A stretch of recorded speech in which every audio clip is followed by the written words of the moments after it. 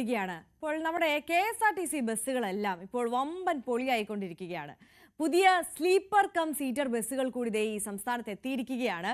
36 പേർക്ക് ഇരുന്നും 18 പേർക്ക് കിടന്നും യാത്ര ചെയ്യാവുന്ന പുത്തൻ മോഡലാണ് നിരത്തിൽ ഇറങ്ങുക. ബംഗളൂരുവിൽ നിന്നടക്കമുള്ള അന്യ സംസ്ഥാന സർവീസുകളിലായിരിക്കും ആദ്യം നടത്തുക.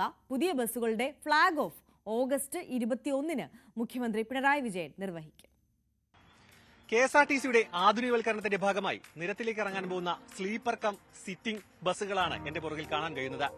ഇത്തരത്തിലുള്ള 100-ലധികം ബസ്സുകൾ ഈ മാസം 21-ന് മുഖ്യമന്ത്രി ഫ്ളാഗ് ഓഫ് ചെയ്യും. ഈ ബസിന്റെ സവിശേഷതകളും ആധുനിക രീതികളുമെല്ലാം നമുക്കൊന്ന് നോക്കിക്കാണാം.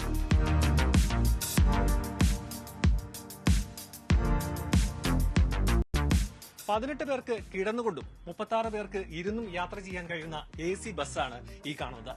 ഇതിൽ എടുത്തു പറയാൻ പറ്റുന്ന ഒരു കാര്യം എന്ന് വെച്ചാൽ ഇതിൽ നമുക്ക് ലെഗ് സ്പേസ് ആണ്. അതായത് 6 അടിയിലധികം ഉയരമുള്ള ഒരാൾക്ക് നല്ല രീതിയിൽ കിടന്നുകൊണ്ട്, അതായത് സെമി സ്ലീപ്പിംഗ് അവസ്ഥയിൽ യാത്ര ചെയ്യാനുള്ള ഒരു സൗകര്യം ഈ ബസ്സിൽ ഒരുക്കിയിട്ടുണ്ട്.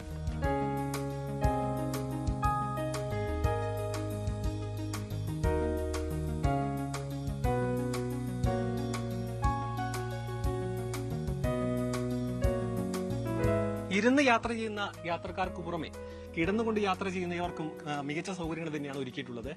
അവരുടെ ബാഗുകൾ സൈഡിൽ തന്നെ വെക്കാൻ കഴിയും. ഒപ്പം തന്നെ റീഡിംഗ് ലൈറ്റുകളുണ്ട്. ഒപ്പം തന്നെ AC വെന്റ്, സൗകര്യാർത്ഥം നിയന്ത്രിക്കാൻ കഴിയുന്ന AC വെന്റും ചാർജിംഗ് പോർട്ടുകളും വൈഫൈ സൗകര്യങ്ങളും CCTV സൗകര്യവും ഒക്കെ അത്യാധുനികമായി ഒരുക്കിയിട്ടുണ്ട് ഈ ബസ്സിനകത്ത്.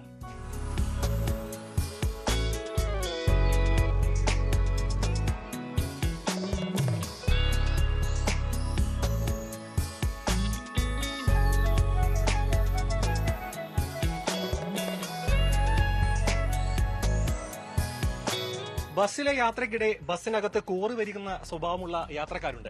അത്തരം യാത്രക്കാർക്ക് അങ്ങനെ ഒരു സ്വഭാവം നിർത്തേണ്ടി വരും. കാരണം ഈ ഒരു ബസ്സിനകത്ത് നൽകിയ ഇന്റീരിയർ മൊത്തം സ്റ്റെയിൻലെസ് സ്റ്റീലാണ്. അതുകൊണ്ട് തന്നെ ഇങ്ങനെ കോറി വരയ്ക്കാൻ കഴിയില്ല. ഈ ഒരു ബസ്സിന്റെ ഡിസൈൻ നോക്കുകയാണെന്നുണ്ടെങ്കിൽ ഒരു രാജ്യസ്നേഹം തുളുമ്പുന്നൊരു ഡിസൈനാണ്. മാത്രമല്ല ഈ ബസ് ആദ്യം സർവീസ് നടത്തുക ബാംഗ്ലൂർ മുതൽ കേരളത്തിലേക്കായിരിക്കും. അതിനുശേഷമായിരിക്കും ഇതിന് റൂട്ടുകൾ നൽകുക എന്നാണ് മന്ത്രി അറിയിച്ചത്. കർണാടകയിലെ ബാംഗ്ലൂരിലടക്കം ഈ ഒരു ഡിസൈനുള്ള ബസ്സുകൾ കയറി ചെല്ലുമ്പോൾ മലയാളികൾക്ക് അഭിമാന നിമിഷമായി തന്നെ അത് കണക്കാക്കാൻ പറ്റും. ക്യാമറാമാൻ സന്തോഷിനോടൊപ്പം സാരംഗ് സുധാകരൻ, News 18, തിരുവനന്തപുരം.